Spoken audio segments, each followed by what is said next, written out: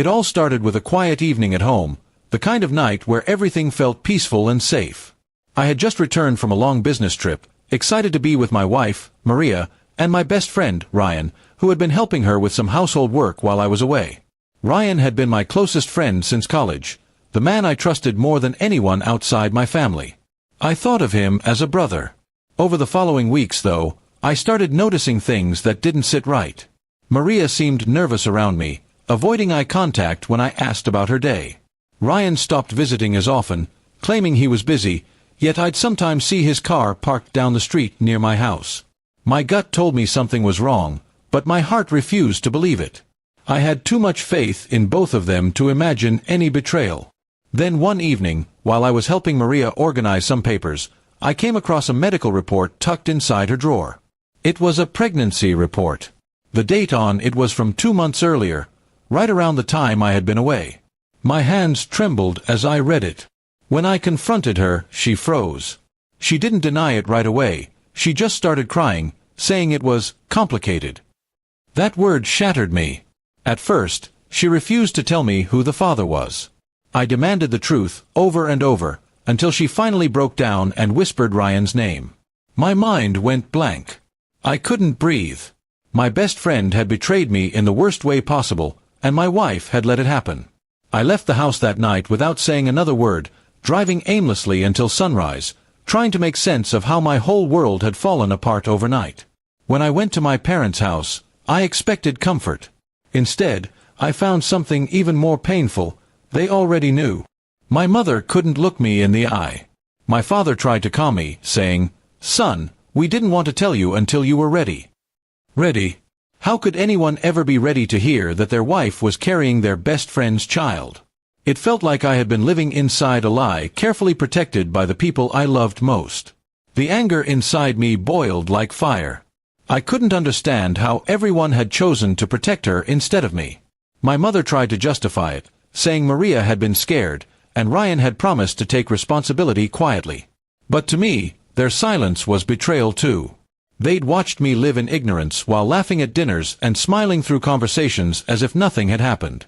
For days, I locked myself in my apartment, ignoring calls and messages. Maria came by, crying at the door, begging for forgiveness, saying she'd made a terrible mistake. I didn't let her in. She left letters under my door, saying she loved me, that Ryan had manipulated her, that it only happened once. But I couldn't believe her anymore. Trust, once broken like that, could never be rebuilt. Then came the breaking point. Ryan had the audacity to show up at my workplace, trying to explain himself. He said he was drunk that night, that he didn't mean to hurt me. I stared at him in disbelief. I wanted to punch him, but I realized something. Physical revenge wouldn't heal me. It would only make me look weak. I decided right then to take a different kind of revenge, calculated, quiet, and unforgettable. I started by exposing Ryan's lies. He worked at a company that had recently partnered with my firm. I gathered evidence of his unprofessional behavior, his inappropriate messages to my wife, and the timeline of events. Within a week, I made sure his boss received it all anonymously. Ryan was suspended for misconduct. Watching his career collapse felt like justice served. As for Maria, I filed for divorce. When she came to plead her case in front of my family, I told her in front of everyone that she no longer had a place in my life or my home. Her tears didn't move me anymore. My family tried to intervene, but I reminded them that they had already chosen their side when they hid the truth. I packed her belongings into boxes, left them by the door, and said nothing more. The day she left, the house felt empty, but also cleaner, like the air itself had been freed of poison. I changed the locks, deleted her number, and blocked Ryan on everything. For the first time in months, I slept through the night without nightmares. The silence was painful, but it was also peaceful. I was finally in control again. In the following weeks, word spread about what had happened. Some people pitied me, others admired my strength.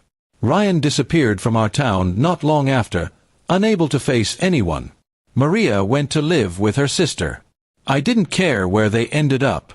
All I cared about was rebuilding my life from the ashes they left behind. Over time, my anger turned into clarity. I realized revenge wasn't just about making them suffer, It was about reclaiming my dignity and peace. I didn't destroy them physically or financially. I simply erased them from my story, letting the weight of their own choices crush them naturally. Months later, I met someone new, someone who knew my past but didn't judge me for it. She reminded me that betrayal doesn't define who we are, how we rise after it does. It took everything in me to trust again, but slowly, I began to heal. Looking back now, I'm thankful the truth came out, no matter how painful it was. Losing them both was the price I had to pay for peace. But in the end, it wasn't a loss, it was freedom. Because sometimes, the best revenge isn't anger or destruction. It's walking away with your head held high while the people who wronged you drown in the guilt they created themselves.